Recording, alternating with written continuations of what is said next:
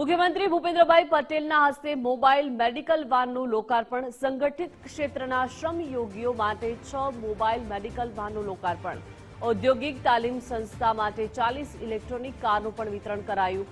બાંધકામ શ્રમયોગીઓને 50 ધન્વંતરી આરોગ્ય રથનું પણ લોકાર્પણ. રાજ્યમાં કુલ 204 જેટલા ધન્વંતરી રથ કાર્યરત થશે. તાવ, ઝાડા, ઉલટીના પ્રાથમિક સારવાર સ્થળ પર જ આપી શકાશે. ગાંધીનગર નવા સચિવાલય ખાતે આવેલ હેલીપેડ ગ્રાઉન્ડ ખાતે લોકાર્પણ.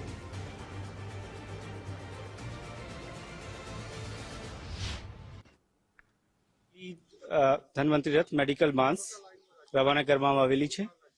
આ વ્હીકલ થકી જે બાંધકામ શ્રમિકો છે એમની સાઇટ ઉપર જઈને હેલ્થ ચકાસણી થશે.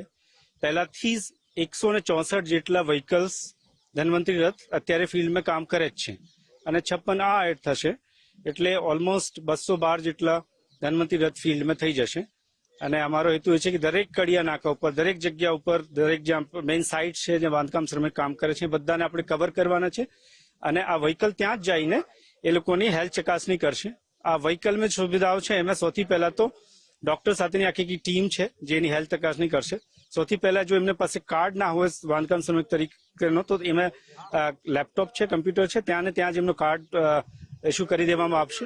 પછી ત્યાં 20 જેટલા ટેસ્ટ કરવાની આ જ વેનમાં સુવિધા છે એટલે 20 જેટલા ટેસ્ટ ત્યાં જ થઈ જશે અને પછી જે પણ પ્રાઇમરી મેડિસિન્સ છે એ પણ ત્યાં જ એમને આપી દેવામાં આવશે. 56 જેટલી ધન્વંતરી રથ મેડિકલ વાન્સ રવાના કરવામાં આવેલી છે.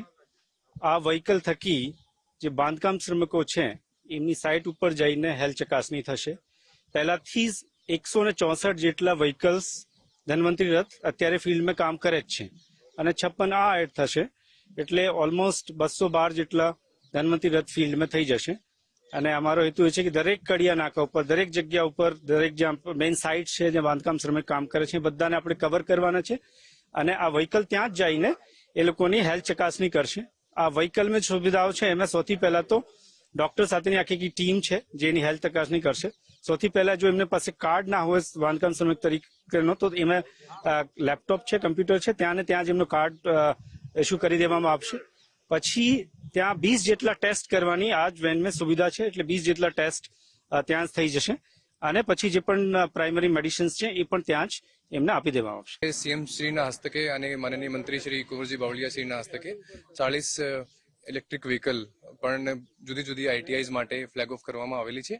અને હવે જે ગુજરાતમાં ઈવીનો વ્યાપ વધી રહ્યો છે તો આના જે ઇકોસિસ્ટમના ડેવલપમેન્ટ માટે આપણે આઈટીઆઈમાં પણ આવી તાલીમ મળે, અનુરૂપ તાલીમ મળે અને જે બાળકો ભણે છે એ પણ શીખે ઈવી વિશે તો એમના માટે આ 40 ઈવી જુદી જુદી આઈટીઆઈમાં આજે ફ્લેગ ઓફ કરવામાં આવેલી.